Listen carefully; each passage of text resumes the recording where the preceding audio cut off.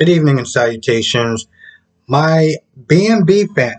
I want to talk about Ridge and Brooke for a minute because I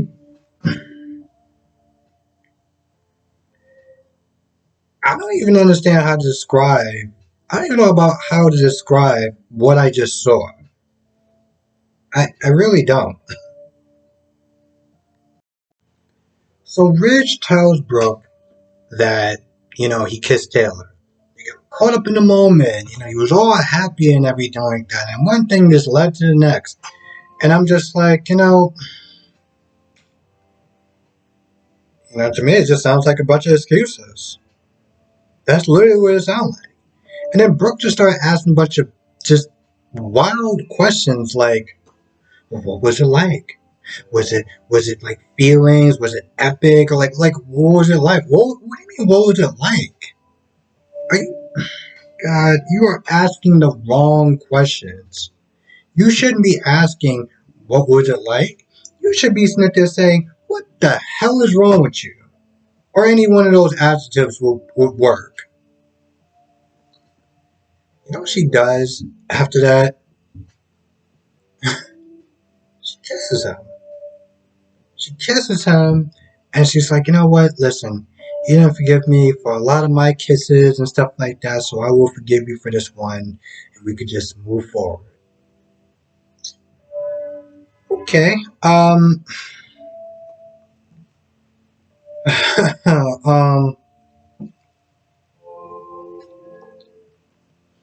I feel like there's just a certain level of how do I sit there and describe this? Like when she kissed him, I felt like there was just no level of self-respect in her.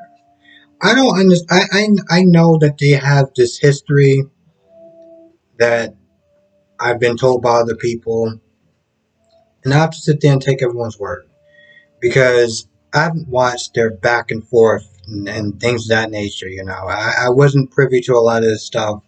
Like if I was to sit there and look at it like Carly and Sunny, I've been watching the show since 2000. I've seen them both go back and forth and cheat and do all that sort of stuff. So for me, if something like that happened and she decided to forgive him, you would understand it because you've been watching it for a while. I haven't. Okay? So as far as I'm looking at it, I'm just like, so you just gonna sit there and just kiss him like, oh, I'll just let that go and we could just move on. But, you know, I guess it really didn't matter if she forgave him or not. Because the minute that they started talking about Thomas and getting back Douglas, she was automatically like, no, he's not going anywhere. He's going to sit there and stay with Hope. And that's that. Really? Are you serious? Now, I do look at that whole thing. The parents fighting about where Douglas should live. And you know what? In all honesty, I'm just kind of telling them both to shut the F up because at the end of the day, this is between Thomas and Hope. You know, all these other people that's chiming in. Brooke is chiming in, and Deacon's chiming in, and Ridge and Steffi and Taylor. All of them just need to shut the F up forever when it comes to this subject because at the end of the day, it's between the two parents that love him and what wants what's best for him. Everyone else, it's just background noise. Now, speaking of Thomas and Hope, Thomas comes over there to talk to Hope. He's like, yo, listen, I want to sit there and talk about Douglas.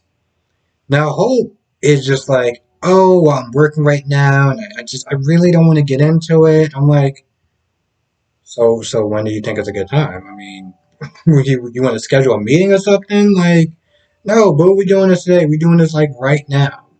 They go back and forth. Hope gets to a point where she starts begging.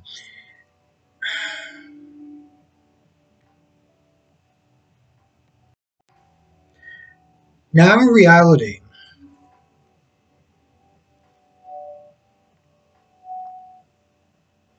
And this comes from somebody who hasn't been watching the show as long as other people. So, our opinions will definitely differ. But I understand where both sides are coming from. Hope has done a great job raising Douglas. That's been his foundation. And, she's like the move, just the upheaval is like, he's thriving here. Why take away that progress and start somewhere new? And also, you know, yeah, it's not like she's not going to have access to Sam, but it's not the same. So I understand where Hope is coming from. And I also understand where Thomas is coming from. Now, when Steffi was sitting there talking about, he needs to be with his family, once again, bro, you make it seem like the people who raised him isn't also his family. And there's something about that just irritates the living life out of me. And I know some people can sit there and say, well, it's in blood. Well, you know what? Blood doesn't always make family. That is the reality of the situation. Okay? Yeah,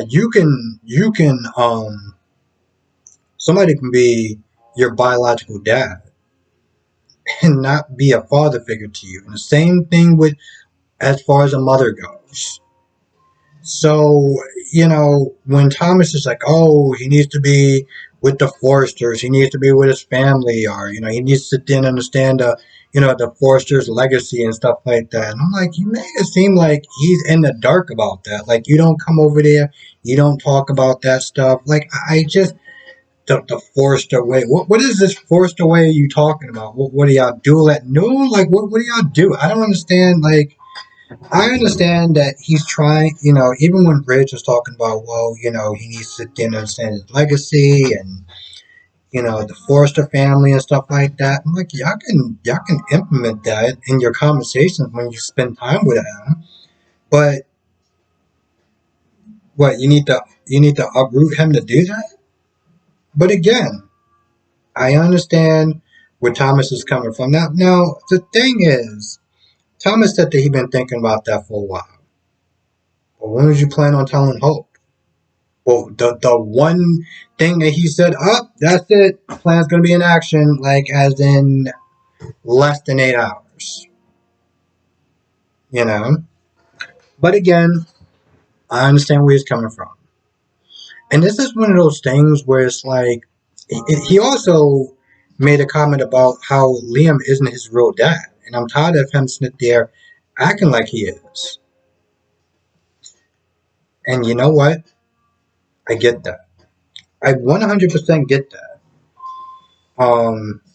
And he didn't sit there and make it seem like, well, he doesn't do a good job and stuff like that. But, I understand the idea of you're not sitting there taking that place. So don't sit there and try to act like you are. I can't sit there and attest to if he is or is he not, but I understand that sentiment. That sentiment.